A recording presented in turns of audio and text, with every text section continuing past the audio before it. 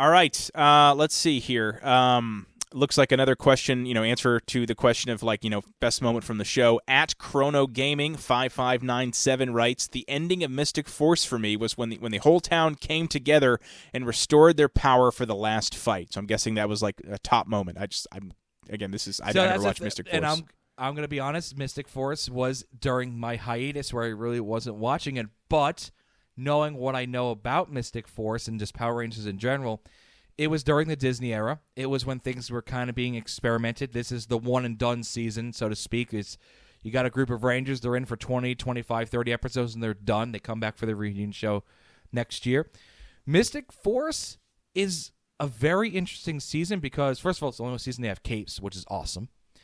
And it has kind of like a mystical, no pun intended, that sounds silly as I said that, but a mystical Harry Potter a little bit esque with magic and sorcery, and that's the season where Rita comes back as Mystic Mother, so that's a cool callback. See, they're soft reboots, but there's always some sort of callback. Yeah. So you're watching Mystic Force, has nothing to do with Mighty Morphin, and then there's Mystic Mother, who was Rita, and they say she used to be Rita. I really can't comment on the end battle too much, but if it sticks out to a viewer, and it's good, then it must have done something right, because on Power Rangers, it's either one way or the other. It was like that last battle was really great or it was really crappy. Yeah. So I kind of like the notion of Mystic Force. Maybe they can do something like that again in the future. Yeah, no, absolutely. All right, bit of a pivot here to a more popular topic as of late that we've posted on our channel. We're talking Master Morpher. At MWalvis43 wrote, it would be nice if they could make a Master Morpher that we could purchase. And I know you and I have talked about all the great collectibles they have, and you have said they need to make a Master Morpher. It would sell like hotcakes. Well, guess what, son? They just did. Oh, well, there you go. So I guess it was an old comment. So what is this? This is we're recording this on the 25th of September, full disclosure, people. Folks, listeners, I shouldn't say people.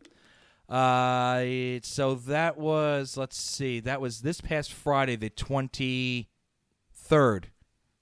No, 22nd.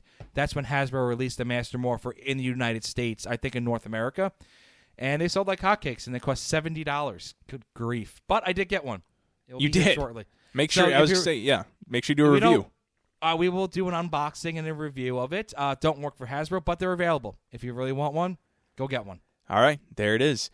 Speaking of Master Morpher, of course, the man synonymous with the Master Morpher, Jason David Frank here. Question from at Nepu1764. Why didn't Jason David Frank come back in the Beast Morphers crossover with Austin St. John? Good question. I don't have a real answer other than when Okay, so I can answer this two ways. The first answer is just Jason David Frank and Austin St. John didn't have the best working relationship. I think everybody that knows a little bit about Power Rangers knows that they didn't really connect.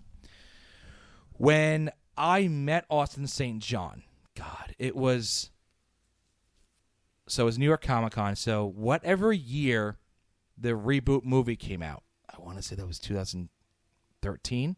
I don't know. But whenever it came out in the winter. That fall, I met Austin St. John at Comic-Con.